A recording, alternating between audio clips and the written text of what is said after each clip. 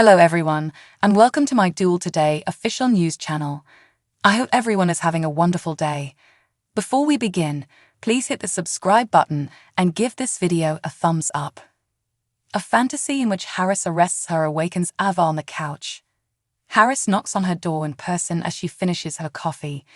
Even though he is aware that she no longer wants to see him, he still wanted to give her the gift he had previously purchased. She discovers a gold jewelry inside the package.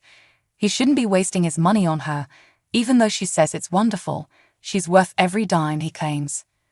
After putting Ava's necklace on, Harris compliments her appearance. When Ava tells him they can't accomplish this, he doesn't know why she is shoving him away. He says he only wants to be with her, but she lies and says it's about his wandering eye. Then she questions about the drug ring and says he's too preoccupied with his work. He said he will not give up until he holds the guilty party accountable. When Ava tries to give the necklace back, Harris tells her to store it for later. He's not going to give up on her without trying. Kayla walks into Paulina's hospital assessment room as Channel tries to stop her mother from leaving. Paulina lists her symptoms as hair loss, exhaustion, and coughing. Channel continues, mentioning the tumor in her neck. Does Paulina think it's cancer? Paulina does have a thyroid nodule, Kayla confirms after performing a medical check, but the great majority of them are benign. She goes on to say that Paulina exhibits typical signs of hypothyroidism, which are manageable with a daily thyroid hormone supplement.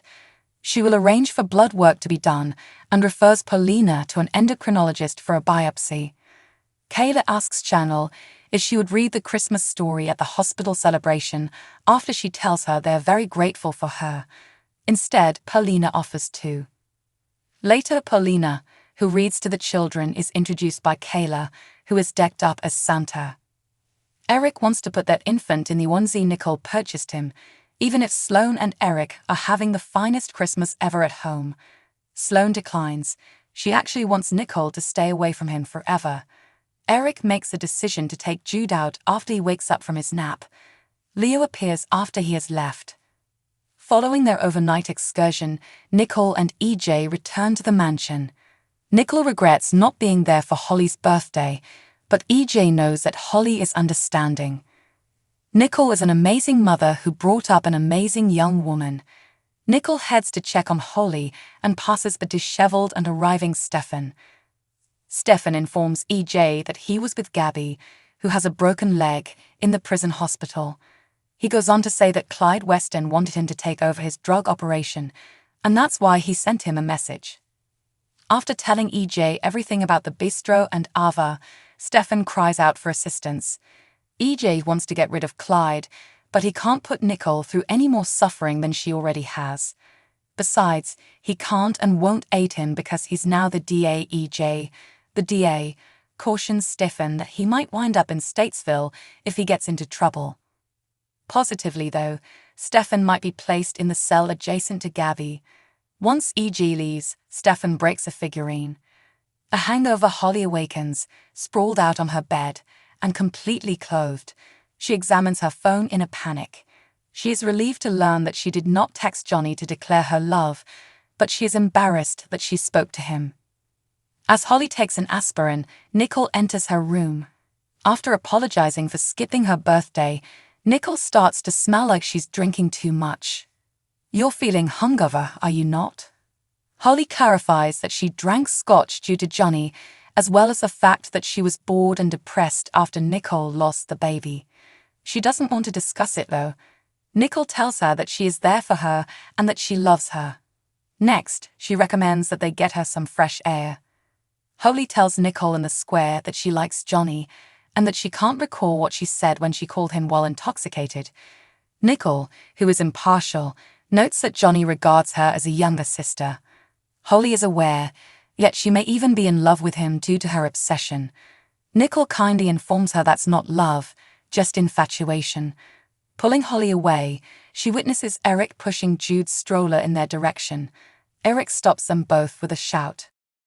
Eric sends Nicole a Merry Christmas and Holly a Happy Birthday. Nicole begins to apologize awkwardly once more, but Eric is certain that she wouldn't hurt Jude. Nicole says she's going to start seeing Marlena for therapy. Eric is pleased to hear that and observes that Holly isn't feeling well. Nicole tells him about Holly's drinking, and while Eric doesn't support it, he does suggest having a hearty, fatty breakfast. Sloan is shocked by Leo's stench in the flat and believes it comes from the men's shelter. That will soon change, though, as he is aware that Sloan will provide him with housing, so he won't talk about Jude. Sloan claims she has trouble affording a place of her own.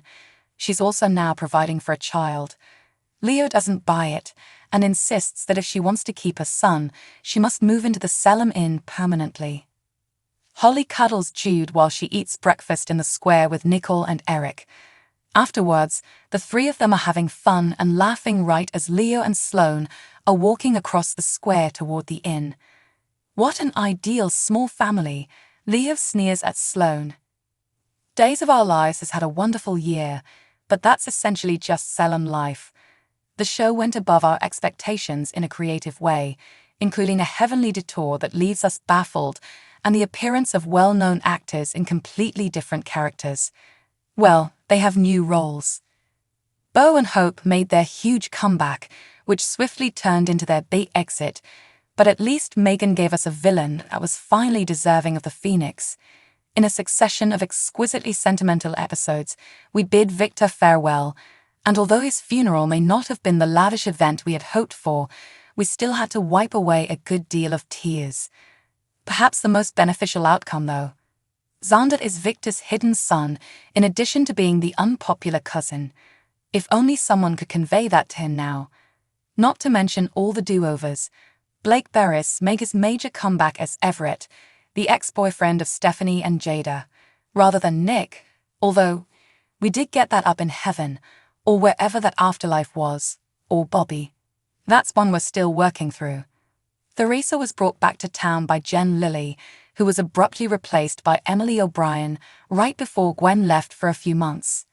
Nicole, poor thing, had to relive her days of trading babies, but on the other hand, if one thing is for sure, 2023 was never boring in Salem. Add a murder mystery. Well, we still believe Lee's murder is a mystery. Some tainted biscuits. Please let this be the last time we write that. And a youth serum that may or may not have been literal. Check out the picture gallery for our comprehensive summary of Days of Our Lives' final 12 months, and then leave a comment with your best and worst moments of the year. He probably still wants his boyfriend, Dmitry von Luschner, to be released from the maximum security jail, though. Will Sloan give in to one of Leo's demands? Nicole Walker-Demira, meantime, will take a trip down memory lane with two of her favorites on Monday's show. Holly and Abe Carver, James Reynolds, or EJ, and Holly Jonas are possible choices. I hope they can cheer Nicole up, as she's gone through a lot these past few weeks. Are you anticipating the show on Monday? Post a remark in the space provided below. Thanks for watching. If you like this video, so please don't forget to subscribe my channel and don't miss any update.